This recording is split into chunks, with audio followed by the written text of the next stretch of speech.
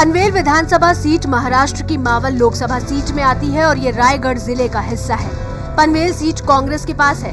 2009 में प्रशांत ठाकुर ने चुनाव जीता था, जबकि मावल लोकसभा सीट से शिवसेना के अप्पा बारणे सांसद हैं। लेकिन अगर लोकसभा चुनाव के नतीजों को देखें तो पीजेंट्स एंड वर्कर्स पार्टी इस विधानसभा सीट पर मजबूत नजर आती है। पीजेंट्स एंड वर्कर्स पार्टी को लोकसभा चुनाव में सीट पर 81,321 वोट मिले थे और वो सबसे आगे थी। दूसरे नंबर पर 69,979 वोट पाकर शिवसेना थी। एनसीपी को 42,261 वोट मिले। इस बार विधानसभा चुनाव में भी यहाँ त्रिकोणीय मुकाबला देखने को मिल सकता है। यहाँ के ज्यादातर मतदाता मराठी भाषी हैं, जबकि मुख्य चुनावी मुद्दा बिजली, पानी, सड़क जैसी बुनियादी सुविधाओं की कमी है और मुंबई पुणे हाईवे पर शुरू होने जा रहा नया टोल नाका है।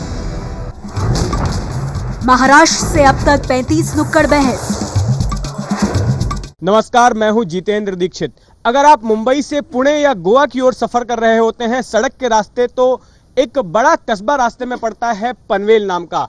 हम उसी पनवेल विधानसभा सीट में इस वक्त मौजूद हैं और हमारे साथ यहां पर मौजूद हैं यहां के विधायक प्रशांत ठाकुर जी, जो कि कांग्रेस से हैं।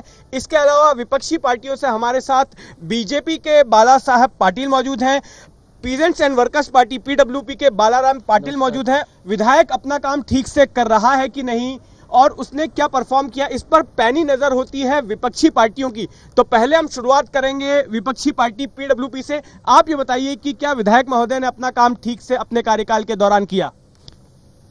5 साल जो अभी गुजर रहे हैं उसमें पनवेल का जो प्रोग्रेस था, विकास था, डेवलपमेंट था, वो बिल्कुल थम सा गया है।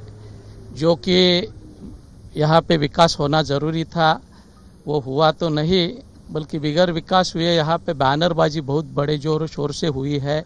जो भी विकास हुआ है वो पहले से जो काम चलते आ रहे थे उसकी ही पूर्तता सिर्फ हुई है। आइए जानते हैं बीजेपी का क्या कहना है।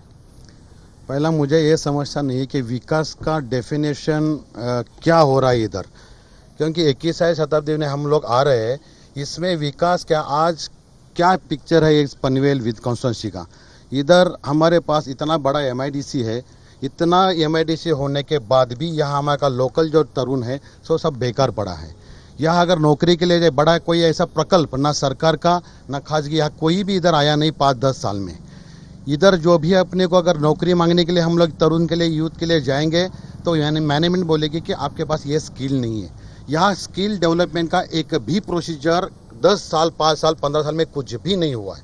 तो विकास की डेफिनेशन क्या है कि तरुण बेरोजगार है। विलेजेस में जाएगा तो वहाँ अभी तक पीने की, देखो बम्बई यहाँ से खाली 40 किलोमीटर है। ये न्यू बॉम्बे हम लोग बोल रहे हैं, 21वें शतक का ये शहर बोल रहे हैं। तो ये अवस्था अगर यहाँ में गोल्फ मैदान पे है, इसका मतलब हमें अभी खाने का जो बेसिक नीड हमारा पूरा नहीं हुआ है। यहाँ रोजगार नहीं है किसी को। यहाँ का तरुण यहाँ इतना स्कूल्स कॉलेजेस आए हैं, यहाँ पढ़ते हैं, डोनेशन का नाम की खाली पैसा यहाँ से लूट चल रही है। यहाँ का तरुण यहाँ पढ़ने के बाद नौकरी मांगने के लिए भिखारी जैसा दूसरा स्टेट में जाना पड़ता है। इतना इस कॉन्स्टिट्यूंसी में विकास कुछ हुआ नहीं है। यहाँ जो रास्ता का जो अवस्था है, एक गाँव में भी अच्छा कच्चा डांबर का रास्ता किधर भी नहीं है। पीने का पानी का वही हाल है। पनवेल शहर का हम देखेंगे तो आज भी हम 3 करोड़ का पानी खरीदते हैं, जो कि हमारे खुद का यहाँ डैम है। विधायक जी, आपने दोनों विरोधी पार्टियों की बात सुनी। एक का कहना है कि जो पुराने काम थे उन्हीं को पूरा किया जा रहा है, उसका आप क्रेडिट ले रहे हैं, और दूसरे व्यक्ति ने मुख्य आरोप ये लगाया है कि क्योंकि सत्ता भी आप ही की है राज्य में, तो यहाँ पर कोई ऐसे बड़े प्रोजेक्ट्स नहीं आए जिसमें कि स्थानीय लोगों को रोजगार मिले। मैं सबसे पहले ये चीज़ मानता हूँ कि पिछले 15-20 सालों में यहाँ पे कोई डेवलपमेंट नहीं हुआ था। जो डेवलपमेंट होना चाहिए वो बिल्कुल रुक गया था। 5 साल जो मुझे मिले, उस 5 सालों में पनवेल जो हम कहेंगे नवी मुंबई से और मुंबई से सटके एरिया है, यहाँ के डेवलपमेंट को शुरुआत हो चुकी है। अभी यहाँ पर पनवेल शहर में ट्रैफिक जाम्स बहुत दिखाई देते थे। 180 करोड़ का ब्रिज वहाँ पे बन गया है।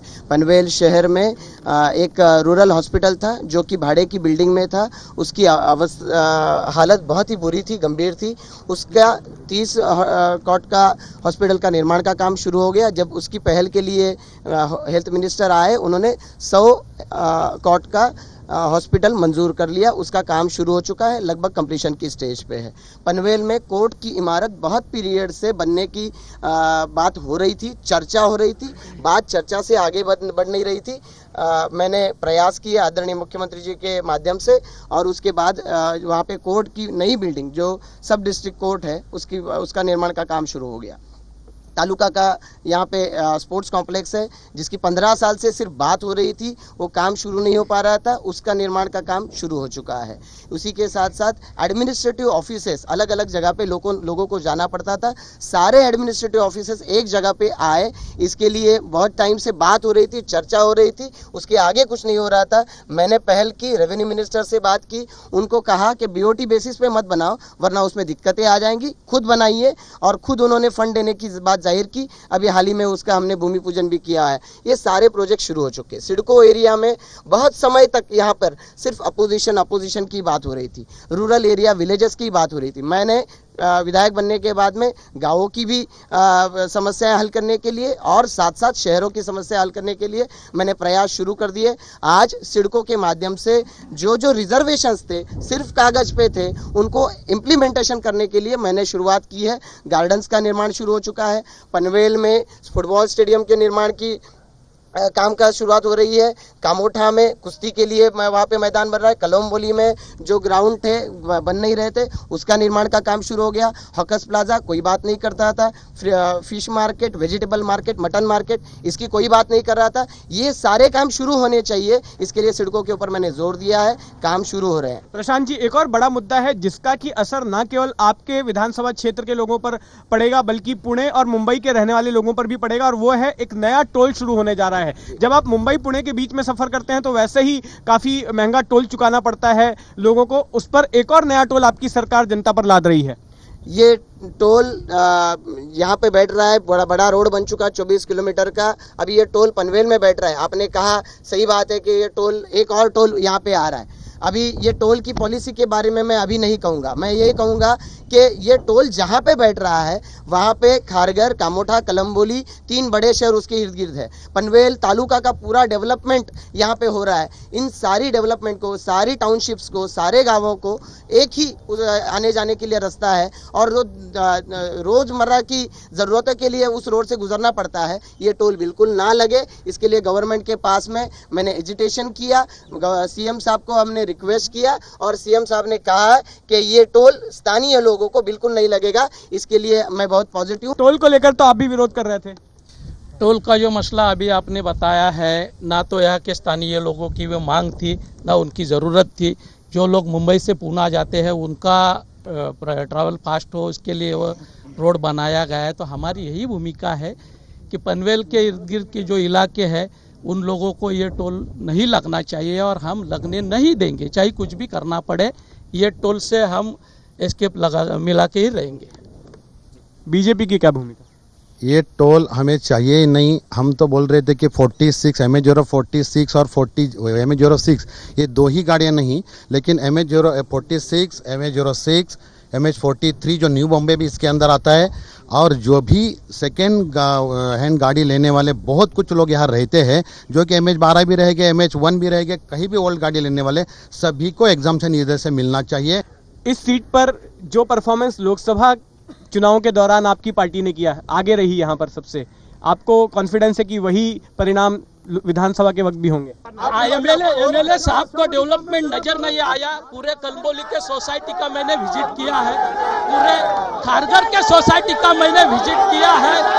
4.5 सालों में एमएलए एक भी सोसाइटी में गया नहीं है, जनता से मिला नहीं है। तो न शहर में गया है, न गांव में गया है, न जो सोसाइटी में गया है, उनको विकास कहाँ से नजर आएगा? या बदल होके महाराष्ट्र में गवर्नमेंट बीजेपी शिवसेना का ही आएगा, और ये होके या पूरा विकास हो जाएगा। जैसा देश का विकास नरेंद्र मोदी जी कर रहे हैं, वही विकास महाराष्ट्र में हो जाएगा। तो आपने सुना महाराष्ट्र की पनवेल विधानसभा सीट से नुक्कड़ बहस।